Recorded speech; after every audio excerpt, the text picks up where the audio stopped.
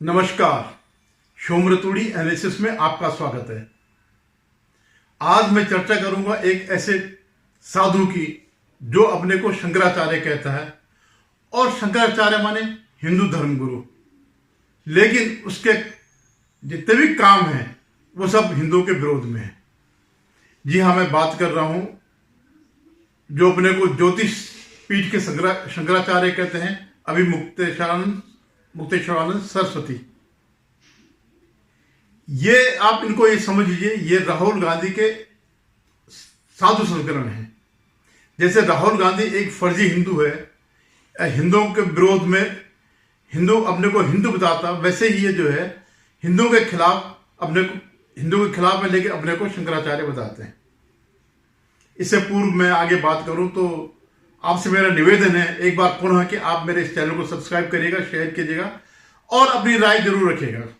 Comment जरूर करें कि मैं जो कह रहा हूं कहां तक सही है, कहां तक गलत है। तो अब मैं बात करता हूं अभी मुक्तेश्वरानंद सरस्वती, जो कहते हैं कि मैं ज्योतिष पीठ जो उत्तराखंड में है उसका शंकराचार्य हूं, लेकिन ये सच्चाई बहुत दूर की है। ये सच्चाई नहीं है। सच्चाई ये है कि उत्तराखंड ये ज्योतिष पीठ का जो शंकराचार्य का पद है उस पर सुप्रीम कोर्ट ने स्टे लगाया हुआ है, लेकिन ये व्यक्ति अपने को शंकराचार्य कहता है। क्यों? ताकि जो है धर्मगुरु होने का एक फायदा मिल जाए, एक हिंदुओं को बहलाने का, बहकाने का इनको मौका मिल जाए। तो ये इनके पीछे रणनीति है और एक हाथों में खेल रहे हैं विधर्मियों के। ये कोई नई बात नहीं है, कोई अनजानी बात नहीं है, ये जानी मानी बात है। इनके सारे लक्षण जो है इन्हीं बातों से मिलते हैं। ये एक ऐसे ही इनके जो गुरु हैं स्वरूपानंद सरस्वती, वे भी जो है स्वघोषित शंकराचार्य थे ज्योतिष पीठ के। ये केस जो है चल रहा है कई वर्षों से कि इसकी ओनरशिप किसके पास, कि इस पीठ का जो है शंकराचार्य किसे होना चाहिए। कोर्ट में केस चल रहा है वर्षों से। तो जिसकी मर्जी जो आई वो अपने को वहां का शंकराचार्य अपने को घोषित कर देता है। इवन जो प्रिलिमिनरी जो बेसिक वो होनी चाहिए वो इनको नहीं मिली है, जो मान्यता मिलनी चाहिए। जो इनके लिए गठित जो समिति होती या जो साधुओं का जो समूह होता या जो धर्म परिषद होती, इस किस्म की जो होती है, वहां से इनको मान्यता प्राप्त नहीं है, लेकिन वे इसका फायदा उठाते हैं और हिंदुओं के खिलाफ बोलते रहते हैं। अभी उनका आपको याद होगा कि संसद में जब राहुल गांधी ने हिंदुओं को हिंसक कहा, मारकाट करने वाला कहा और भोले बाबा की फोटो लेकर के वहां पर जब खड़ा था, उसका प्रदर्शन कर रहा था, भोले बाबा की उसका राजनीतिकरण कर रहा था, तब इकलौता शंकराचार्य, इकलौते धर्मगुरु या हिंदू धर्म के जितने भी प्रकांड पंडित हैं, उनमें इकलौते यही व्यक्ति थे जिन्होंने कि राहुल गांधी का बचाव किया। अभी कहने लग गए, अभी इनका वो बयान आया है कि हिंदू जो है सहिष्णु होता है। अभी ये वो गए अंबानी की बेटे की शादी में मुंबई गए थे, तो एक दूसरा जो राहुल टाइप का हिंदू है, जिसके पिता जाने माने हिंदू हृदय सम्राट पाला साहब ठाकरे थे, उनके बेटे उद्धव ठाकरे ने इनको इनवाइट किया। तो वहां पे कहने लगे कि विश्वासघात सबसे बड़ा पाप है, जो विश्वासघात करता है वो हिंदू नहीं हो सकता है, और जो विश्वासघात को सहन करता है वह हिंदू है। देखिए इनकी फिलॉसफी। पहली बात यह है कि हिंदुओं के साथ अगर किसी ने विश्वासघात किया है महाराष्ट्र में, तो वो उद्धव ठाकरे ने किया। महाराष्ट्र की जनता ने बीजेपी और शिवसेना को समर्थन दिया था, उनको आशीर्वाद दिया था सरकार बनाने का, लेकिन उद्धव ठाकरे ने कुर्सी के लिए घोषित हिंदू विरोधी के साथ हाथ मिला लिया। कांग्रेस जैसी पार्टी के साथ, जो कि घोषित इस्लामिक पार्टी है, जिसके कर्म सारे के सारे कर्म जो है हिंदुओं के विरुद्ध के हैं। आज से नहीं है, 47 के बाद से जो है, जब से कांग्रेस की स्थापना हुई तब से ये लोग एंटी हिंदू हैं। आप पूरा अध्ययन कर लीजिएगा, जितने भी इनके काम हैं सब हिंदुओं के खिलाफ हैं। चाहे वो हिंदू हिंदू जो संहिता इन्होंने लागू करी और मुस्लिमों को छोड़ दिया, मतलब जवाहरलाल नेहरू से लेकर के आज तक जितने भी उन्होंने किया, चाहे जो पूजा अधिनियम जो इन्होंने अधिनियम बनाने के जो बनाया जो इन्होंने, उससे लेकर के या जो ये धर्मस्थल वाला जो था, इसके अलावा जो है कि अगर कहीं सांप्रदायिक हिस्सा अगर कहीं होती तो उसके लिए बहुसंख्यक जिम्मेदार होता। हालांकि वो लॉ पास नहीं हुआ, बीजेपी ने पूरा जोर मार करके उसको रोक दिया, लेकिन उसका मतलब यही था कि अगर कहीं पर भी कोई भी अगर दंगा होता तो उसके लिए हिंदू जिम्मेवार है और उसको अपनी सफाई देनी पड़ेगी। उसमें कोई चार्जेस नहीं लगेंगे, उसको सिर्फ यही बताया जाएगा कि तुमने ये दंगा किया, फिर उसको अपनी सफाई देनी पड़ेगी। और वो भी जो है, जिसमें जो जज होंगे वो भी मुस्लिम होंगे या दूसरे उसके होंगे। तो इस पर जो है उस पार्टी से इसने हाथ मिलाया जिस पार्टी ने राम मंदिर को बनने नहीं दिया, और ये कहते कि तो ये हमारी सहनशीलता, इस अगर 500 साल से हम लड़ाई लड़ रहे हैं तो इस सहनशीलता को तुम अच्छा मानते हो? आज जो है देश का विभाजन इसी वजह से हुआ, 1947 में जो विभाजन जो हुआ इसी सहनशीलता की वजह से हुआ। और ये कोई अच्छा गुण बता रहे हो कि साहब तो हिंदू को सहनशील होना चाहिए। जैसे गांधी कहते थे कि हिंदुओं को जो है मरना चाहिए, मर जाना चाहिए, अगर वो काट भी देते तो उसका प्रतिरोध नहीं करना चाहिए मुसलमानों का, वो ये उसी लाइन पर है। तो बिट्रे किसने किया? उद्धव ठाकरे ने।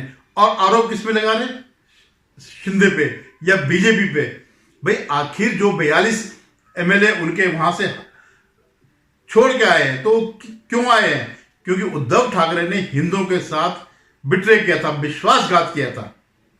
वो कोई सत्ता के लिए नहीं आए थे, लेकिन इसलिए आए थे वो क्योंकि उन्होंने वोट मांगे थे हिंदुत्व के नाम पर या हिंदुओं की रक्षा के नाम पर।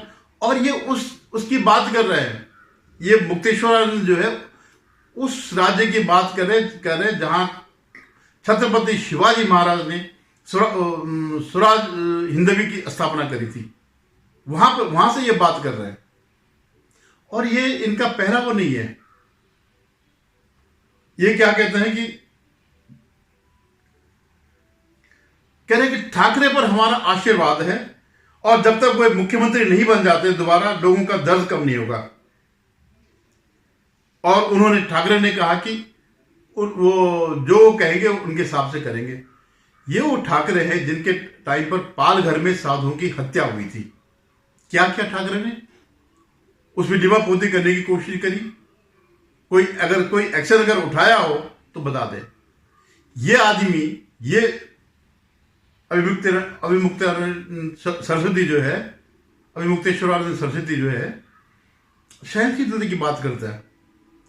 जब हमारे देश के टुकड़े हुए पाकिस्तान, बांग्लादेश और अफगानिस्तान, वहां के जब हिंदुओं पर अत्याचार हुए, वो भाग करके भारत में आए तो भारत सरकार ने उनको नागरिकता देने की पहल करी। और जो उसके खिलाफ समर्थन, उसके खिलाफ जो लोग उठे आज ये उनके साथ है।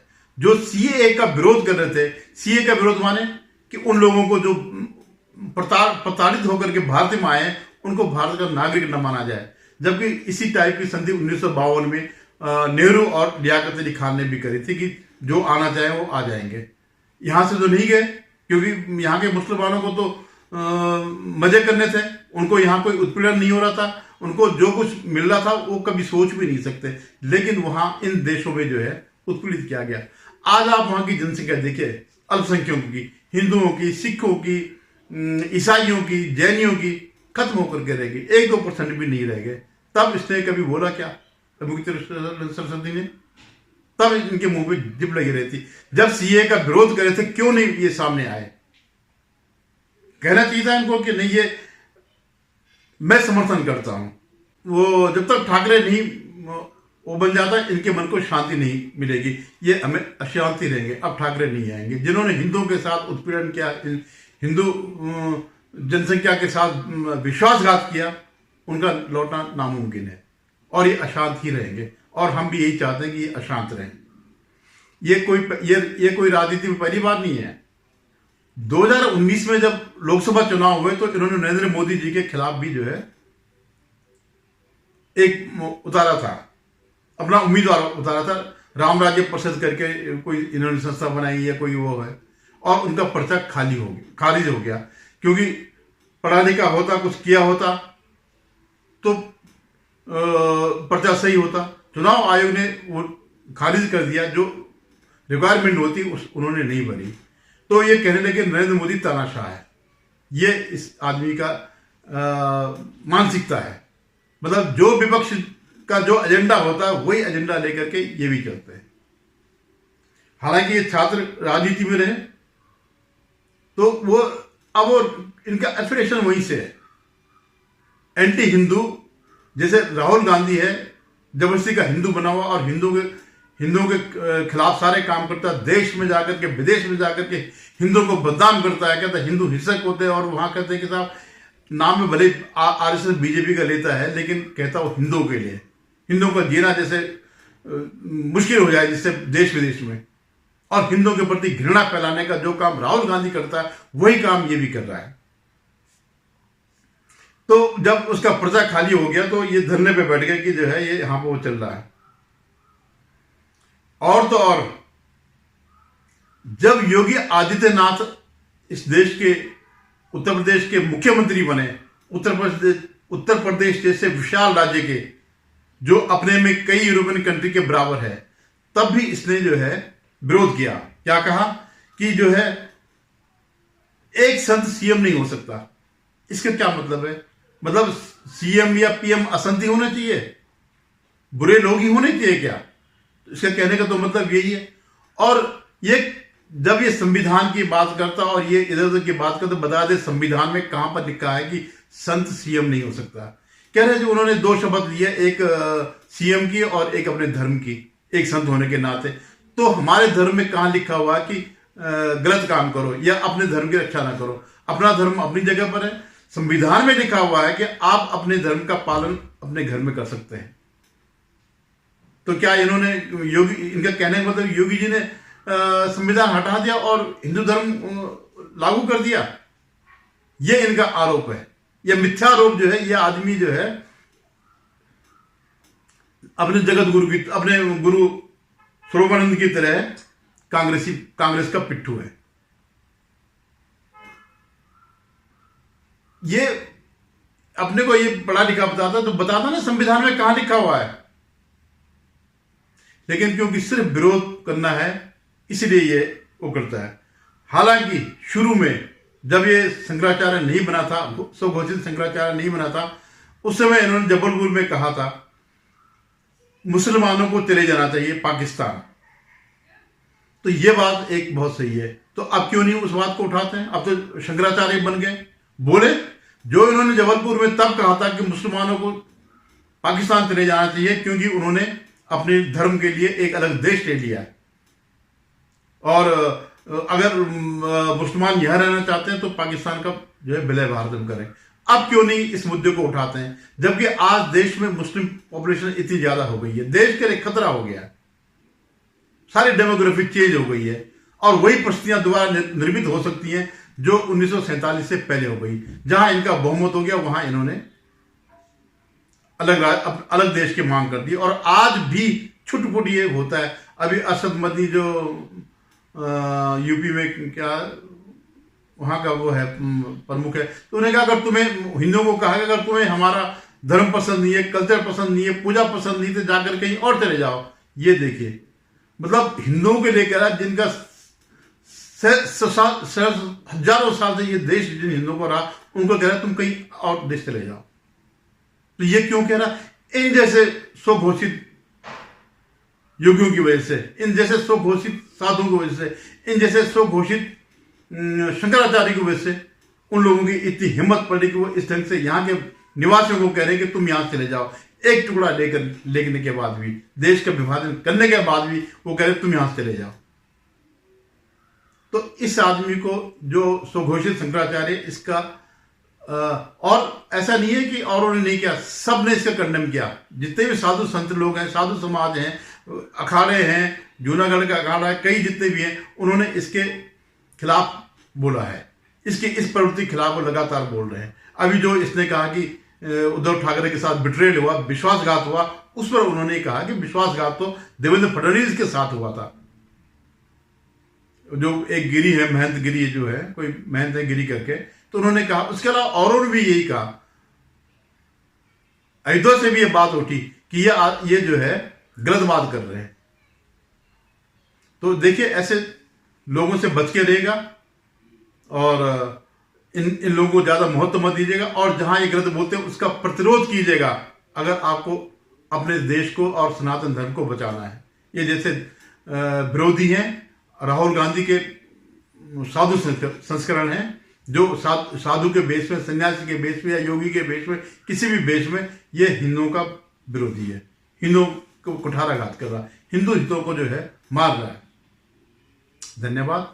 उम्मीद है आप मेरे इसको पुनः निवेदन है, सब्सक्राइब करें, लाइक करें, शेयर कीजिएगा और कमेंट करेगा।